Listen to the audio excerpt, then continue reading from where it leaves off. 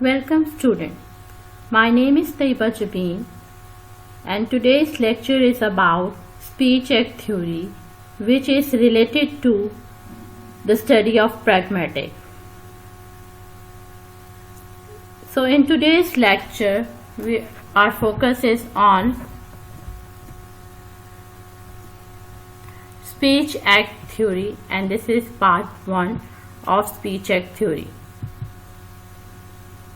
Let's have a look on the learning objective. By the end of lesson, student will be able to learn what is speech act, practically examine speech act theory, and they also develop the idea about performative hypothesis. They also comprehend locutionary, illocutionary and perlocutionary act, and also get the deep understanding of felicity condition. Now coming to our topic, first we are going to put the question, what is speech act and how you can explain the speech act theory.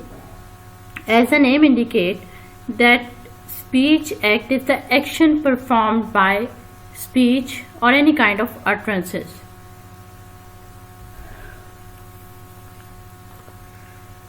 It is based on communication or a kind of verbal communication. Speech act is a kind of verbal communication. For successful or effective communication, we need to select the words very sensibly to convey meaning. And what's the purpose of using the language or any words? And we need to convey meaning, or as a hearer or listener, we're going to infer meaning. So whenever we communicate, we need words, and from words we can convey meanings. In its various usage, language has specific meanings in each context. Speech act refers and related to same idea.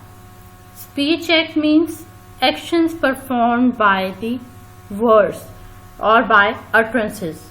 Utterance is kind of a word or phrases we use mostly in our communicative setups. Speech act are utterances that occur and refer to actions. That is the reason why people have to interpret meaning through speech act. So whenever we speak, we are not only giving or conveying information, but we are giving information and we are conveying meaning in different perspectives.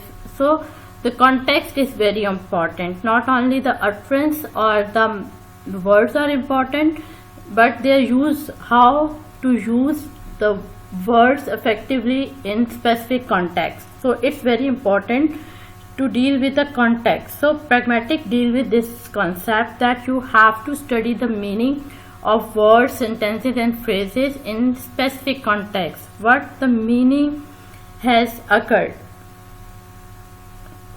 Whenever we use language, we use it for specific purposes. What should be the purpose? It should express something, to give or share information about something, for apology, for warning, for threatening, for compliment. So we are using language for different purposes. So these all things somehow related to speech act. According to speech act theory, language not only convey meaning but perform actions. When speaker utters some words or sentences, he is not only conveying meaning but perform actions. It's an act that a speaker performs when making an utterances. Speaker is the main developer of the context. Action performed by the use of an utterances is for the purpose of communication. We study speech act in order to know about speaker's intention in producing an utterances. Now we may say that speech acts attempt to explain how speaker use language to accomplish intended actions, and how listeners determine an intended meaning from what is said. So it's a two-way process. On the one hand, the speaker is conveying meaning by using different words, and the speaker and listener is going to infer from it. So coming to our main topic, that is speech act theory. This concept was proposed by John Langshaw Austin in 1962, one of the founders of pragmatics, and later developed by John R. Searle in 1969. Both philosophers of language, they believe that language is not only used to inform or to describe things, it is often used to do things. So one of the important point is that we use language not just to describe things or just to convey meaning, but it is used to do things, to perform acts. In other words, actions performed via utterances are generally called the speech act. J.L. Austin and his theory of speech act. The British philosopher John Langshaw Austin made a huge contribution to the study of speech acts by publishing his book How to Do Things with Words. Speech act theory. What is the function of speech act theory? The function of speech act theory is to attempt and explain how speakers use language to accomplish intended actions and how listeners determine an intended meaning from what is said. It is a subfield of pragmatics concerned with the ways in which words can be used not only to present information but also to carry out actions. Speech acts means doing things with language or performing some kind of actions by using language. Speech acts are the speaker's utterances which convey meaning and make listeners do specific things.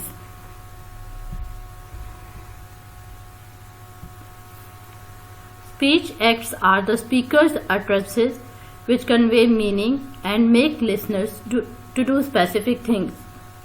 According to Austin, when saying a performative utterances, a speaker is simultaneously doing something. For communication, we need language that is used to create a meaningful communication among human beings. In other words, communication is a main function of language. Communication is impossible without shared knowledge and assumptions between speakers and hearers. So, in the process of communication, the speaker and hearer makes assumption and understand each other's perspective. In its various usage, language has specific meaning in each context. When we study meaning within a situational context, it deals with pragmatics. Because speech is action and language can actually be used to do things. When a speaker makes an utterance containing referring expressions, he carries out a certain act, an act of referring. Referring is a linguistic act, but we shall see that it is possible to carry out all sorts of other acts using language. We will start with another linguistic act, which is the act of assertion. Second point is, speech act is the utterance that occurs and refers to an action. That is the reason why people have to interpret the meaning of communication or language through speech act. In addition, Austin in Brown and Joule states that while sentence can often be used to report states of affairs, the utterance of some sentences must be treated as the performance of an act.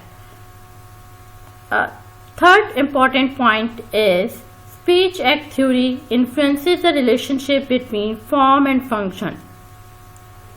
Why and how it influences the relationship between form and function? Because it focuses on the question of what people are doing when they are using language. What's the purpose of using language? It's just conveying message or conveying information? No. It is a type of act performed by speaker in uttering a sentence.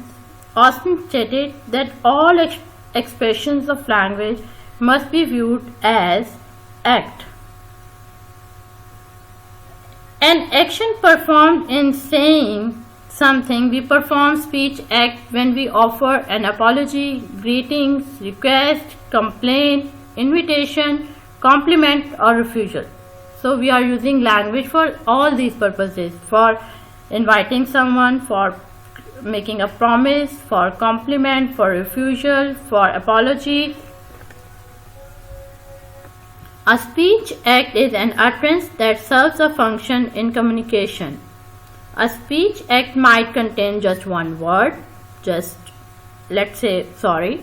It's a one way to say apology, or to perform an apology, or several words or sentences.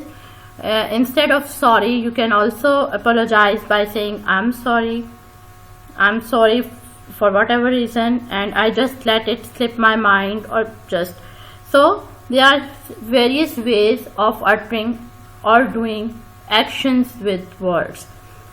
According to Yule, speech act is a study of how the speakers and hearers use language. It explains that an action in verbal communication has message in itself, so the communication is not only about language but also with action. So the main focus is on actions, or doing or performing things with the language. What we can do with the language?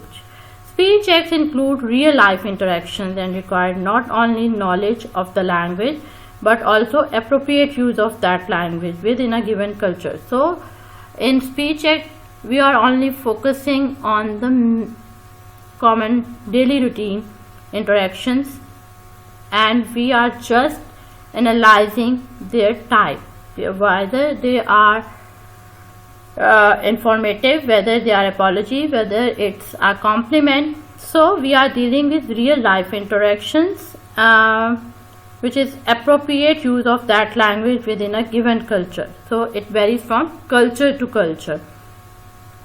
Here are some examples of speech acts we use or hear every day. Greetings. Hi Eric. How are things going? In case of request, we might say, could you pass me the mashed potato please? So let's have another example about complain. When we are complaining about something, so one of the example of complaint is, I have already been waiting 3 weeks for the computer and I was told it would be delivered within a week. So it's like a complaint, and I was told to be delivered within a week. So it's a kind of complaint that you are not fulfilling it. Now coming to the next example, which is invitation. We are having some people over Saturday evening and wanted to know if you would like to join us. So it's a kind of invitation when you are saying words like would you like to join us. Then another example is about compliment. This example show a compliment, and the example is, hey, I really like your tie. Another example is refusal, when you refuse or reject anything. Oh, I would love to see that movie with you, but this Friday just is not going to work. So the utterances that this Friday just is not going to work mean you are not accepting that kind of thing or activity, and you are refusing it or you are rejecting it. So there are so many activities that we perform with our languages. Speech act theory considers language as a sort of actions rather than a medium to convey and express.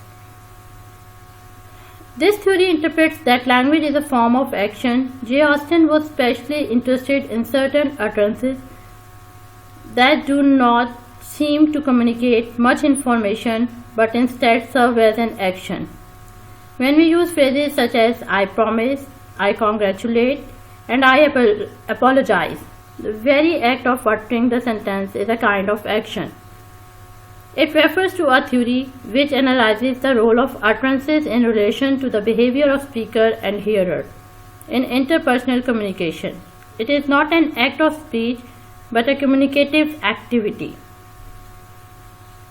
While you speak, the utterances that you produce might have forces, or they might be force-free. So whenever you speak, you can give different impressions. Some utterances might carry some forces, and that means that While you are speaking, you are also performing some actions. Maybe you are ordering, maybe you are warning someone, which also include promising, guaranteeing, warning, announcing something, and this is called the speech act.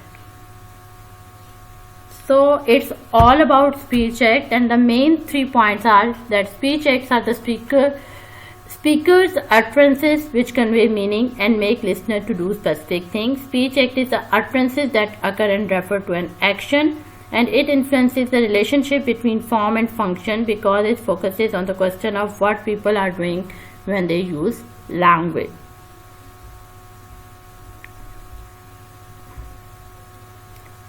So I'm going to show the couple of examples. A speech act is an action performed by means of language.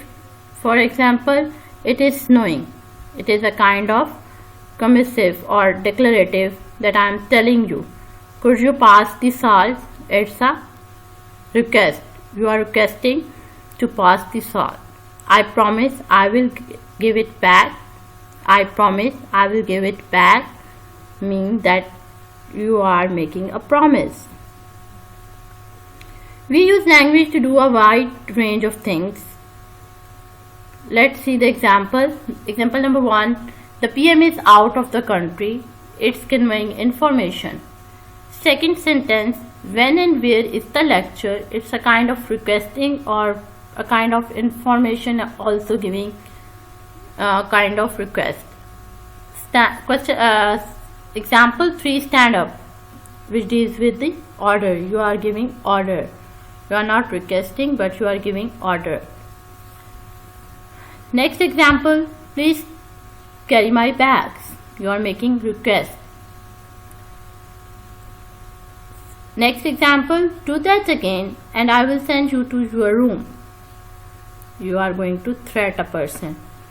In next example, there's a spider on your shoulder. You are warning. You are giving you are not giving information, but you are warning that there is a spider and you should wipe it off so you cannot get injury or hurt.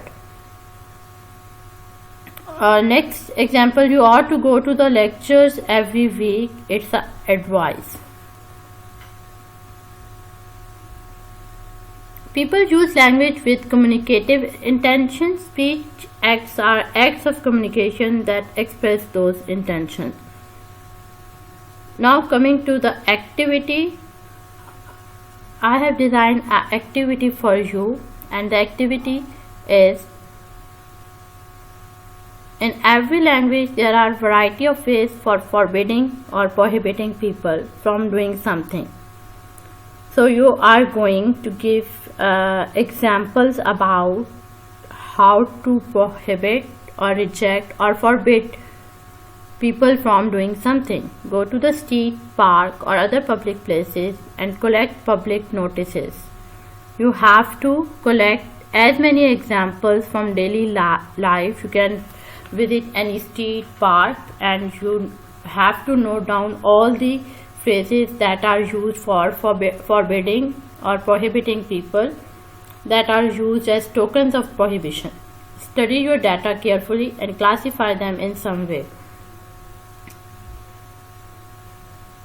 Now coming to one of the components or the basic divisions of speech act. There are different dimensions of speech act. These are the dimensions of a speech act, which mean that they can't be performed separately. In an utterance, you can always find these different aspects. It considers the degree to which utterances are said to perform.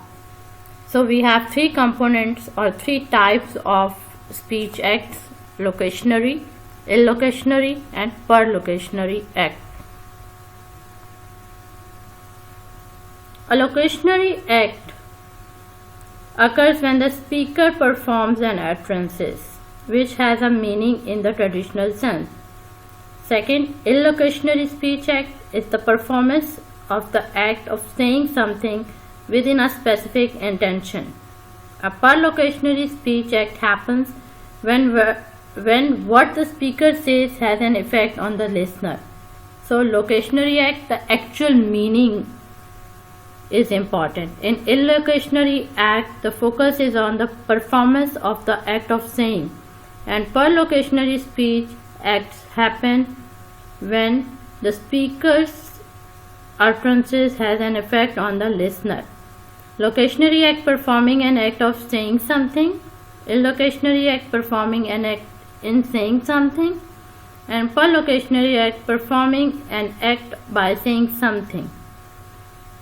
Locutionary act is the act of saying something, producing a series of sound which means something. This is the aspect of language which has been the traditional concern of linguistics. Ranke must state that locutionary act is the physical act of producing an utterances. The first act is locutionary act, which is the basic production of meaningful utterances. This act is much related to the hearer.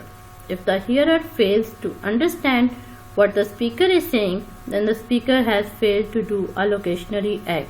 So in locutionary act, it's important to note the meaning. You have to focus on the meaning and what is conveyed in actual utterances. For example, when a person from Indonesia talks to an American in his own language, in English environment, this utterance will not produce what is called as a meaningful linguistic expression. On the contrary, when the speaker said, "How are you, sir?" then the American would understand, and it is a form of locutionary act.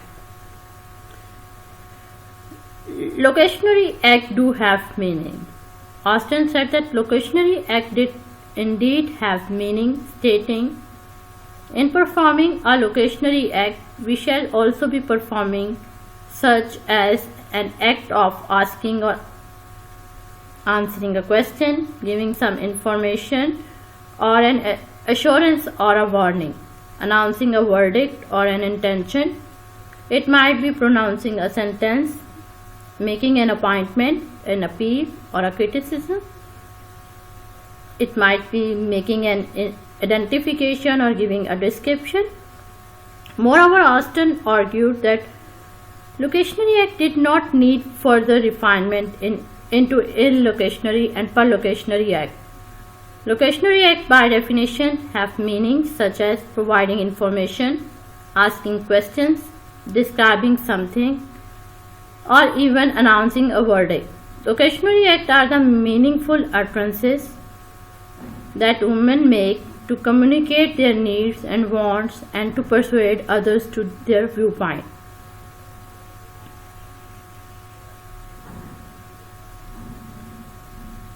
So let's take an example. Suppose that you are in coffee bar and all of a sudden a bar subordinate or attendant at coffee bar utters the word, "The bar will be closed in 5 minutes." So there are various assumptions for this. The bar will be closed in 5 minutes. It might be locutionary act. Just you are focusing on the meaning and it conveys that the bar will be closed in 5 minutes. It's just an act of saying or conveying information. Second assumption is that it might be informing the customer of the bar's imminent closing, and perhaps also the act of urging them to order a last drink. It's a kind of a illocutionary purposes. The purpose is to inform or to perform an action by words to persuade customers to order a last drink. It might be perlocutionary fact that bar attendant intends to be performing this act by causing the customers to believe the bar is about to close and of getting persuade them to order the last drink. Further say that locutionary act is the act of saying something. In one of the article it was said that locutionary act is the act of simply uttering a sentence from a language. The focus is only on the meanings. It is a description of what the speaker says. It is the act of using a referring expression such as "Mr. Pearson is dead." The referring expression is dead. This act upon within the utterance of a sound, a word, or even a phrase as a natural unit of speech.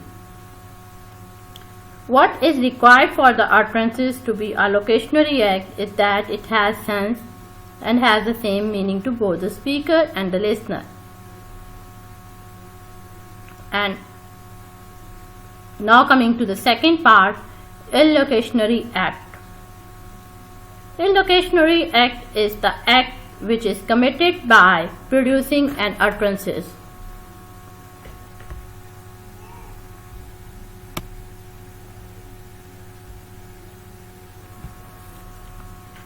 It is performed in saying something and includes acts such as betting, promising, denying, and ordering. The illocutionary in speech act theory is the focus of attention. An illocutionary act is accompanied via utterances with a communicative intention. A speaker may perform illocutionary act to make a promise, offer, explanation. In indicating illocutionary acts, Searle developed a device called illocutionary force indicating device IFID, which is illocutionary force indicating device. It is an expression to show the illocutionary force of an utterances. For example, in the utterance, I promise you, the word promise is identified as performative verb, which is one of the devices to identify illocutionary force. It is obviously indicated that the illocutionary force of the speaker is to promise something to the hearer as the speaker describes it explicitly. Sometimes one does not explicitly mention their intention. When this happens, another force, or you can say illocutionary force, used to identify the meaning of the speaker. Illocutionary acts are considered the core of the theory of speech act. So the speech act theory mainly rely on illocutionary act. As already suggested above, an illocutionary act is the action performed by the speaker in producing a given utterances. The illocutionary act is closely connected with speaker's intention, that is stating, questioning, promising, requesting, giving command, threatening, and many others. As Joule claims, the illocutionary act is thus performed via the communicative force of an utterance, which is also generally known as illocutionary force of the utterance. Basically, the illocutionary act indicates how the whole utterance is to be taken in the conversation. Sometimes it is not easy to determine what kind of illocutionary act the speaker performs. To hint this intention and to show how the proposition should be taken, the speaker uses many indications ranging from the most obvious one to the unambiguous performative verb. In order to correctly decode the illocutionary act performed by the speaker, it is also necessary for the hearer to be acquainted with the context the speech act occurs in. So not only the speaker meanings are important, but the ability of the hearer to acquaint, to convey, and to get the idea within the context in which the speech act occurs. It is also stated that one should not believe a speech act to be taking place before one has considered or possibly created the appropriate context. And another important thing which should not be forgotten while encoding or decoding speech act is that certain speech acts can be culture specific, and that is why they cannot be employed universally. The interpretation of speech act differs throughout the cultures, and the illocutionary act performed by the speaker can be easily misunderstood by the member of different cultural background. From this, it also follows that illocutionary speech act is communicatively successful only if the speaker's illocutionary intention is recognized by the hearer. These intentions are essentially communicative because the fulfillment of illocutionary intention consists in hearer's understanding. Not only are such intentions reflexive, their fulfillment consists in their recognition. Moreover, there are cases when the hearer fails to recognize the speaker's intentions and he therefore wrongly interprets the speaker's utterances. This misunderstanding may lead to funny situations, and hence it is often an unfailing source for various jokes. The philosopher Searle formulated 4 felicity conditions.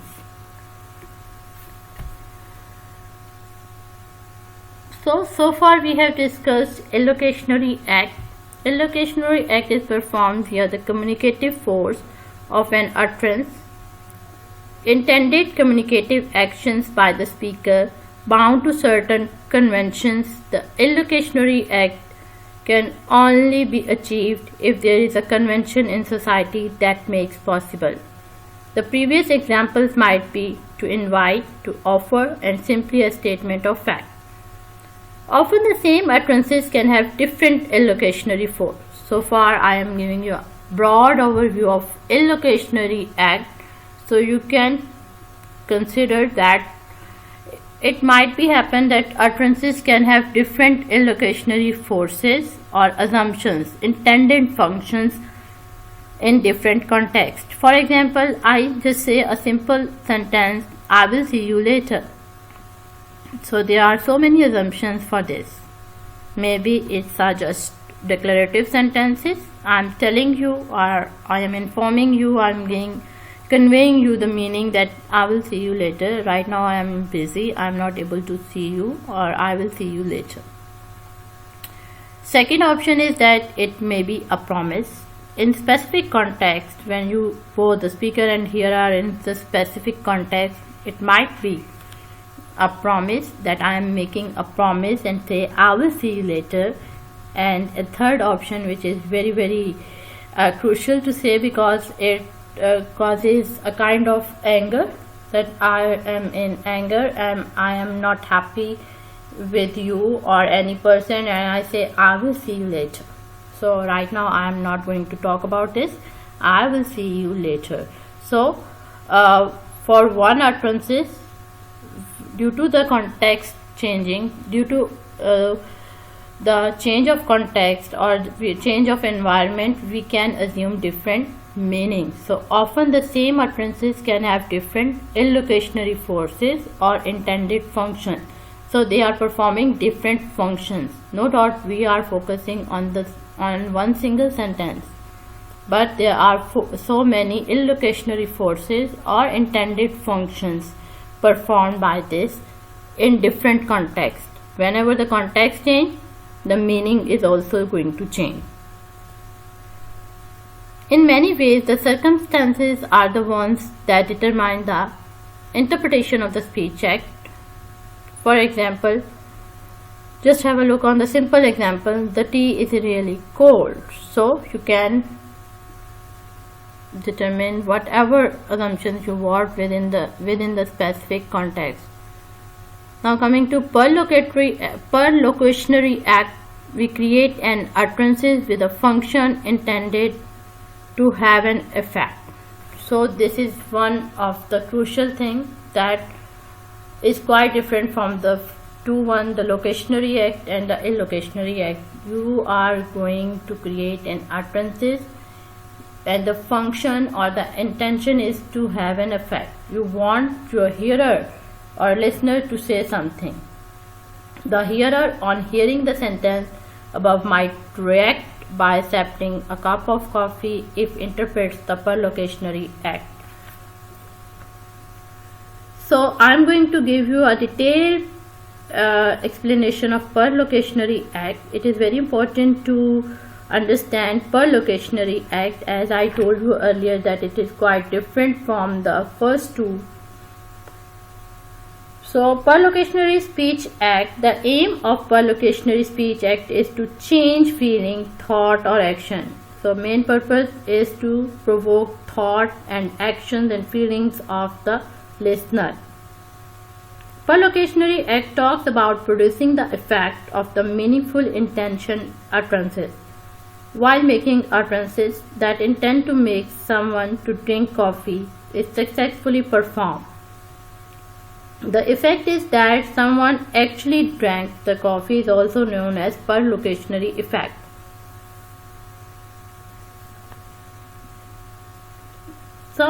So now we are going to conclude all these three types. In conclusion to this, I want to say that locutionary act is the production of meaningful utterances and expression. Locutionary act therefore should not simply be meaningless bits of speech. Instead, they should have purpose, either seeking to an argument, expression, opinion, or cause someone to take action. While locutionary act is the act of making a meaningful utterance, and illocutionary act is performing an intention to utter. In an illocutionary speech act, it is not just saying something itself, but the act of saying something with the intention of stating an opinion, confirming or denying something, making a prediction, a promise, a request, issuing an order or a decision, giving an advice or permission. Examples: there is too much homework in this subject. It might be opinion. I will do my homework later. It's a promise. Go do your homework. It's an order. Illocutionary act, the intention of producing meaningful expression,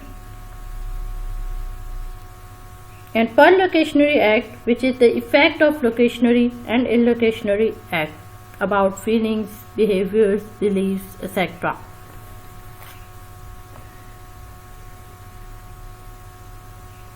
How can the illocutionary force, the intended function, be recognized? By word order, by intonation, by stress, performative verbs, and felicity conditions.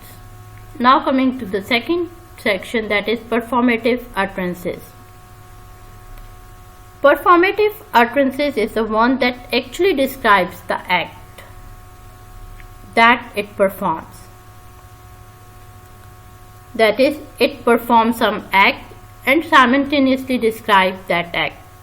For example, I promise to pay you tomorrow is performative because in saying it, the speaker actually does what the utterance describes.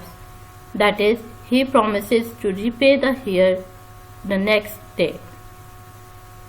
That is, the utterance both described and is a promise. A typical performative utterance usually contains the first person pronoun I, followed by a certain type of verb in the present tense. That is, I promise, I congratulate, I admit. These all verbs describing speech act. We classify them as performative verbs, that is, apology, authorize, condemn, pronoun, declare, name, object, plead, etc. Now coming to performative hypothesis. Performative hypothesis is a kind of speech act that is performed via utterance and is to assume that underlying every utterance there is a clause containing a performative verb. Having definition, performative Austin draws a basic distinction between them. He distinguishes two general groups, explicit and implicit.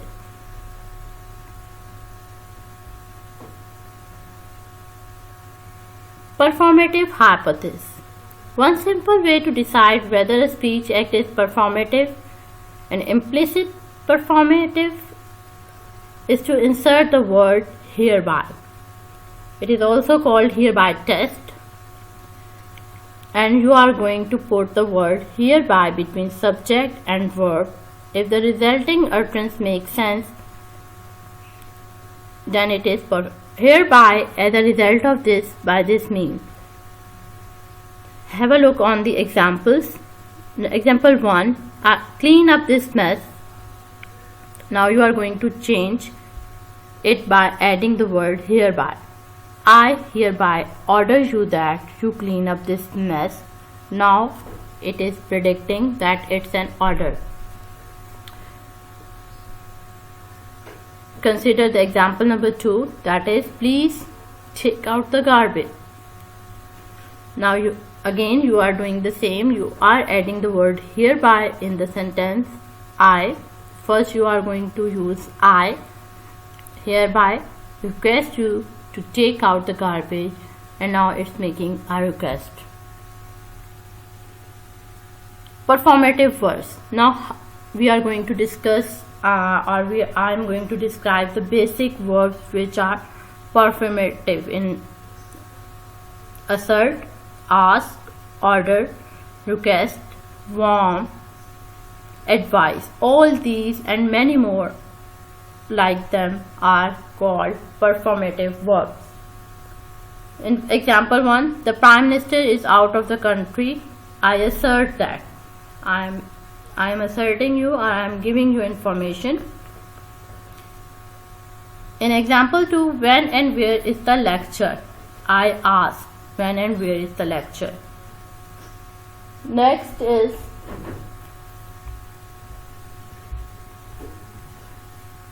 now consider the third example, stand up. It's more like a order. I order you to stand up. Next step, carry my bags. Again, it's a request. I request that you carry my bag. Next example, do that again and I will send you to your room. Again, I warn you that if you. So it's a kind of a warning. So I am going to explain the next example, that is $50 that New Zealand will beat Australia in the Rugby World Cup. I bet you $50. So I am saying that I bet you. Go to the lectures every week. I advise you to go to the lectures every week. These sentences have verbs that state the speech act. These sentences are explicit performative. These verbs are called performative verbs. These verbs can be used to perform the actions by their names. Not every speech act has its own explicit performance verb. Look at these examples. Clean up this mess. This is an implicit performance. No performative verb is present. How can I define its communicative intention? What kind of speech act is it? The hereby test. I again tell you about one simple way to decide whether a speech act is performative. You have to insert the word hereby. Now coming to the last topic, that is felicity condition, the context and the situation that allows us to recognize a speech act as intended by the speaker. The conditions that must be fulfilled for a speech act to be satisfactorily performed or realized. A sentence must not only be grammatically correct, it must also be felicitious, that is situationally appropriate. Types of felicity conditions. General condition. Participants share the same language, they are not acting. Preparatory condition. The person performing the speech act has authority to do so. The participants are in the correct state to have that act performed on them. Content condition. Correspondence between content and linguistic choices. Sincerity condition. The participants must have the appropriate thought, feeling and intention. Essential condition. The speaker's intention to carry out the action expressed the speech act creates an obligation. What happens when some of these conditions are absent? Speech acts are situationally inappropriate and are considered infelicious. Inappropriate, they do not fulfill the communicative intention. Associated with each speech act is a set of felicity conditions that must be satisfied if the speech act to be correctly and honestly performed. Now we are focusing on some kind of conditions. Felicity conditions, the appropriate conditions required for questioning, for requesting. So speaker as question here H about. S does not know the truth about X. S wants to know the truth about X. S believes that H may be able to supply the information about X that she wants.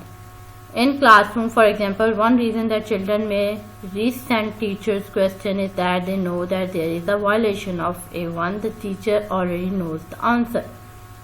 Felicity condition for requesting. S requests H to do so. So Ali requests Sarah to do so, to do whatever, clean up the room or whatever. So Ali believes cleaning has not yet been done. Second, it might that Ali believes that Sarah is able to do cleanup. So there are various assumptions to requesting. Felicity condition for promising. S promises H to do X. Ali promises Sarah to do his homework. Ali believes Sarah wants dash done. Ali is able to do homework. Ali, again S here refers to Ali or any person is willing to do. So these all assumptions are correct in different contexts. Now coming to the felicity condition for threatening. S threatens H to do X, and we have 5 assumptions. S believes H or S is able to carry out X. X is willing to carry out X, whatever the task may be.